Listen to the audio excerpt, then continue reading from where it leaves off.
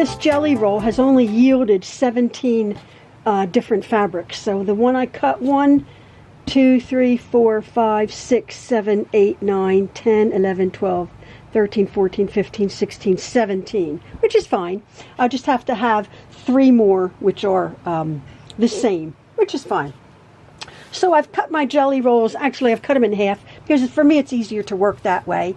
And as you saw my last tutorial how I made my template, what I'm going to be doing is I am going to be cutting a couple at a time, a couple of my templates at a time. And as you saw my last video, I cut my cardboard template from my store-bought template. If you didn't have that, line that up. And to make it easier for me, I'm just going to cut across there, because these other strips here are going to be for our checkerboard. So I'm just going to hold this here like so. I can do 3 at a time, and I take my rule like so. Am I in the, yeah, take my ruler like so, and just make sure I don't either cut the template if you have it or cut my cardboard. Just put it just a hair away, like so. And then on this side,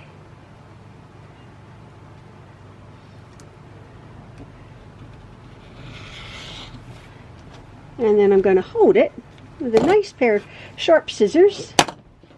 I'm just going to go around the top of my Dresden and make a nice rounded edge. And there we go. I will continue doing that. You can see the beginnings of my lovely Dresden.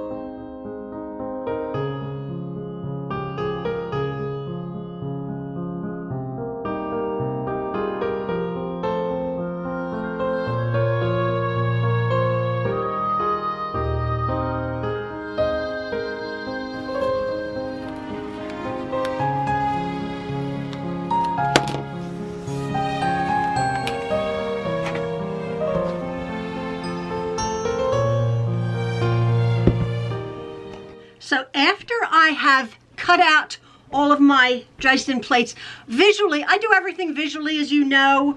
I put everything right next to me so I can see what my finished product will be.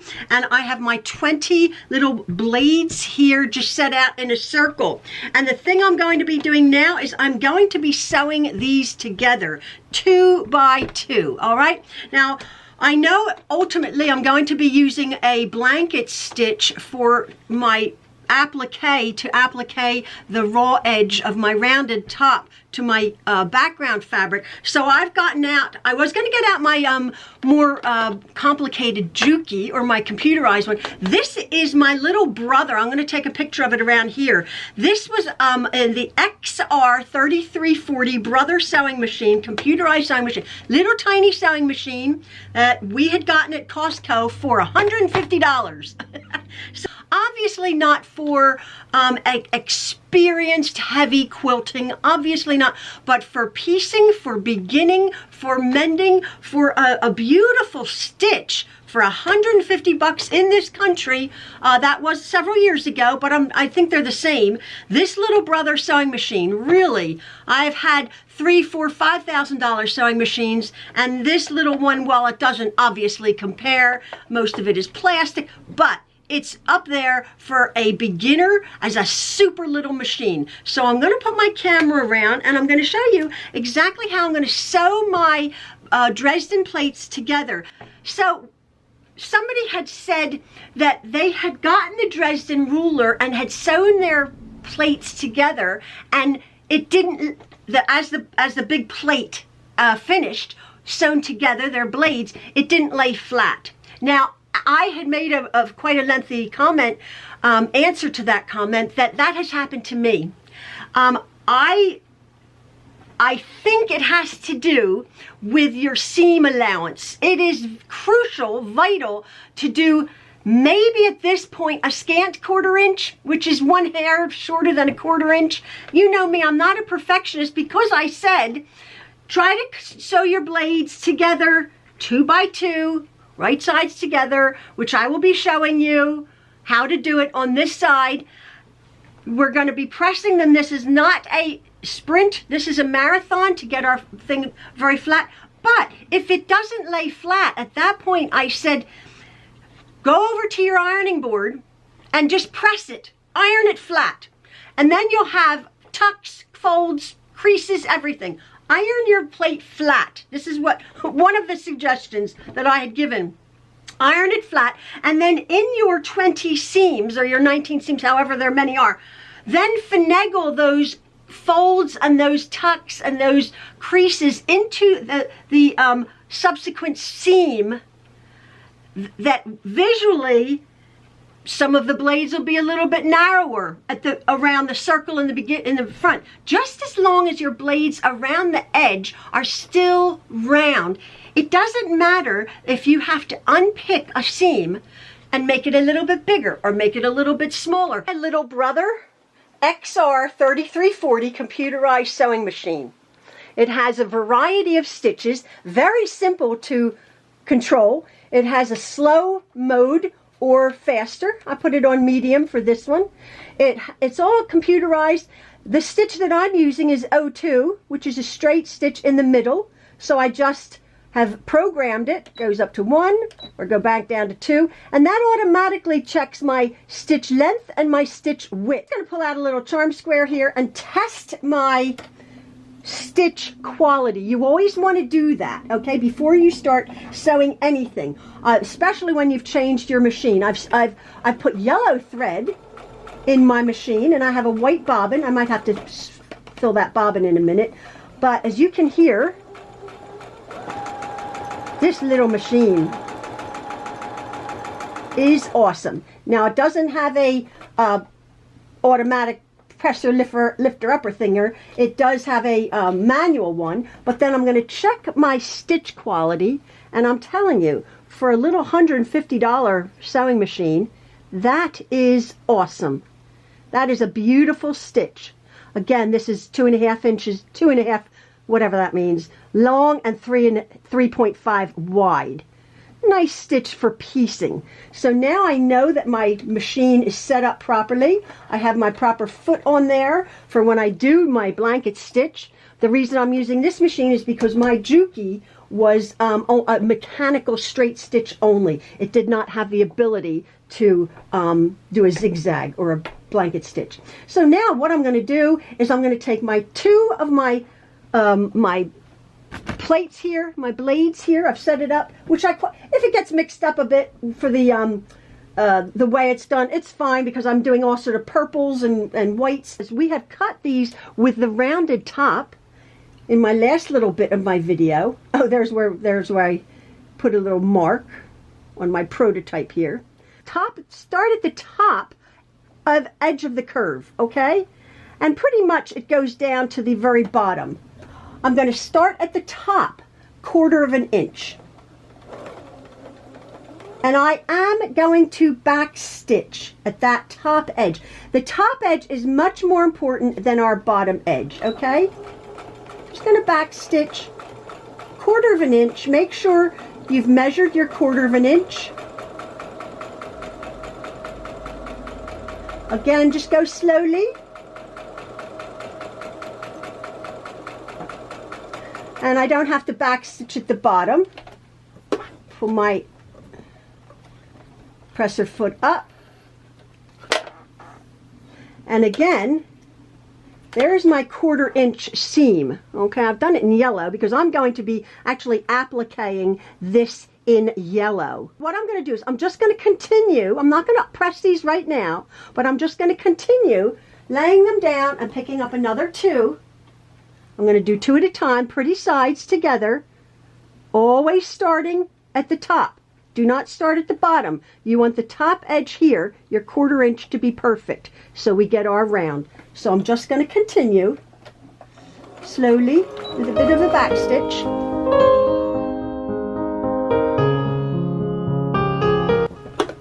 Always leave your machine, if you're a beginner, always leave your machine with your thread take-up guide in the top position. And I suppose you all know that you're never to turn your hand wheel back.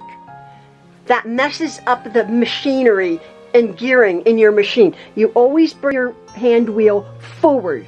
Even when you want to pick up your, you think, oh, I want my needle to go up, I'll push it back, bring it forward a whole rotation until again your take-up lever here is in the upper position.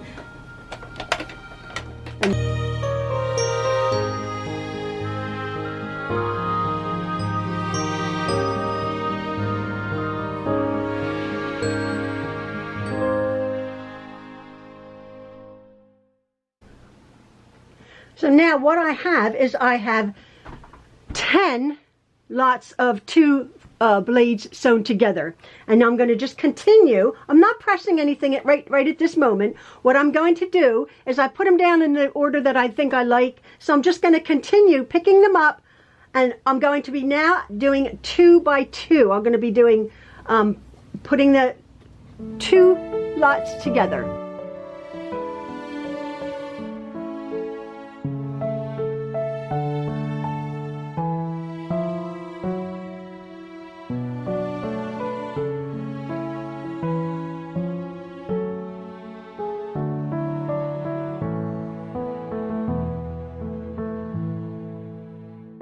So there's my entire plate, not ironed, not ironed. I'm going to go over to my ironing board and show you how I'm going to press this.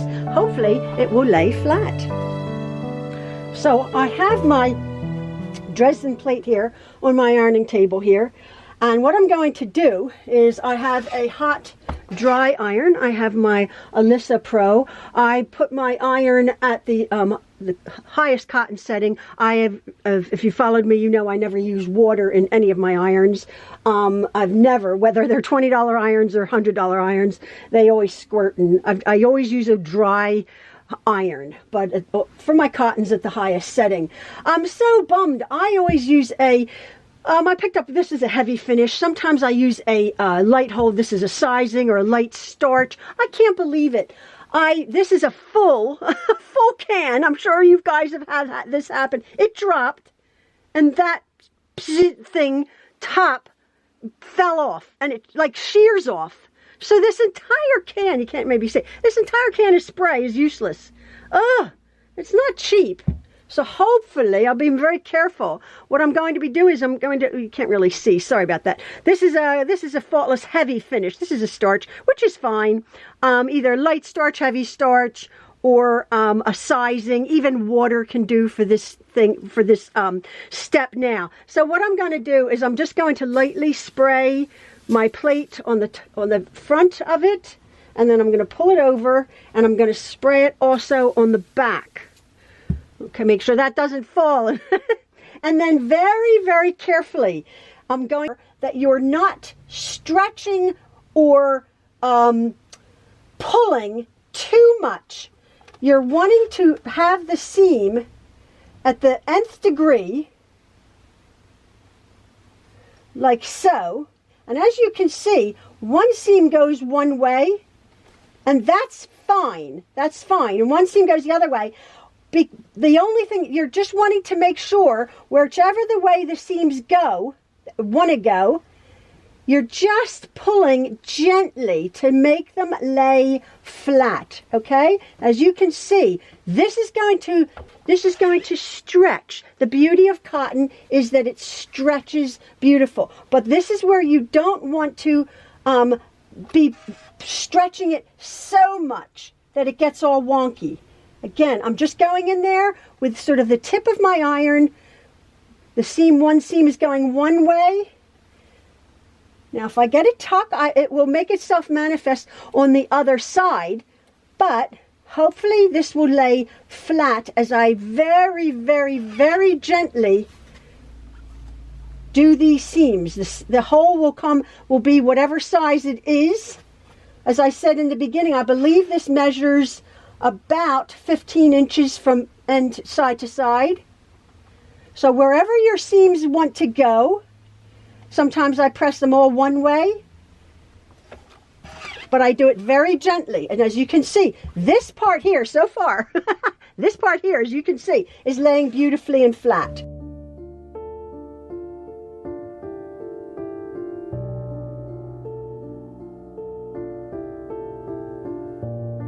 Give it another spray so that we have a nice stiff applique and it's not wonky all over the place when we go to actually applique this on, which will be in my next video. So now I've pressed those seams. It looks pretty flat. I might have an issue right about there. I can see right here that there's a little bit of a tuck. But other than that, what I'm going to do is I'm going to go and I'm just going to take this, I'm just going to, from this point to here, I'm just going to make the seam just a little bit smaller, and that's it. All my seams are laying flat except that one. So it does happen. It does happen. I sewed everything the proper way, and everything's laying quite flat. Actually, I probably won't even go back and correct that, because when I go to stitch it, like to quilt it, I can just catch that because it's minuscule. Yeah, that's fine. I'm not even bothered about that. So there is my rounded top Dresden plate. This is how we're going to actually make our large Dresden plate, my lavender one. So pretty. So yeah, I do hope you enjoy this video, folks. And again, thanks for following along. Have a good one. See ya.